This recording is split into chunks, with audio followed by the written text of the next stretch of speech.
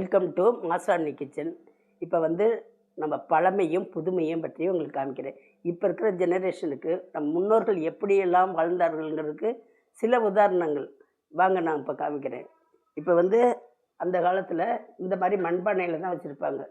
மண்பானையில் வந்து ஏன் மண்பானையில் வச்சாங்கங்கிறத இதெல்லாத்துக்கெல்லாம் விளக்க சொல்லிவிட்டு நான் இதுக்கு சொல்கிறேன்.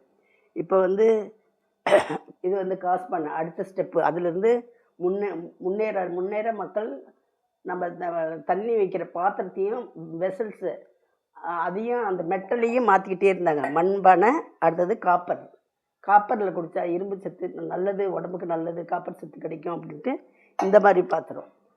அதுக்கு அடுத்தது பித்தளை வந்து இந்த கலரில் இருக்குதுன்னு வச்சுக்கோங்களேன். இது வந்து விளக்காக இருக்கிறதுனால இப்படி இருக்குது.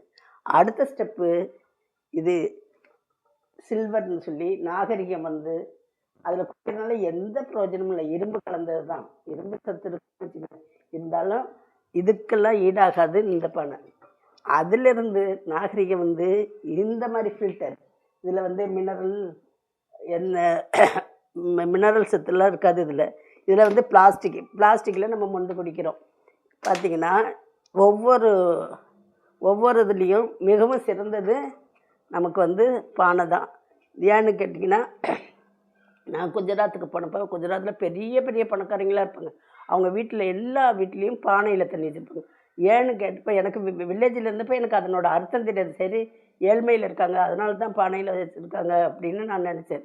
சில வீடுகள்லாம் பானையில் தான் தண்ணி வச்சுருப்பாங்க. அப்போ ஏழ்மையில் இருக்கிறவங்கெல்லாம் இப்படி வச்சுருப்பாங்கன்னு நினச்சேன். அதுவே இல்லை. பாருங்கள், அப்புறம் குஜராத்துக்கு போனோன்னா ஏன் இந்த பானையில் வச்சுருக்கீங்க அப்படின்னு கேட்டப்போ, இது உப்பு, தண்ணியில் உள்ள உப்பெல்லாம் ஃபில்டர் பண்ணிடுது.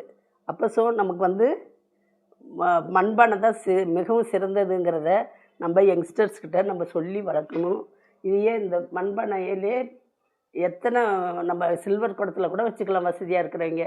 ஆனால் மண்பானை மிகவும் சிறந்ததுங்கிறத குழந்தைங்களுக்கு சொல்லிக் கொடுங்க. நம்ம நாகரிகம் வர வர நம்ம நிறைய சத்துக்களை, இயற்கையிலேயே கொடுக்குற சத்துக்களை நம்ம இழக்கிறோம். அதை மட்டும் குழந்தைங்களுக்கு சொல்லிக் கொடுங்க. இதுதான் பழமையிலேருந்து புதுமைக்கு வந்த இது. Okay, thank you. நம்ம மண்ணிலே பிறந்து மண்ணிலேயே தான் கடைசி காலம் நமக்கு போகும். மண்ணில் விளையிற அத்தனை பொருட்களும் நல்லது. விவசாயிகளுக்கு ரொம்ப ரொம்ப நன்றி.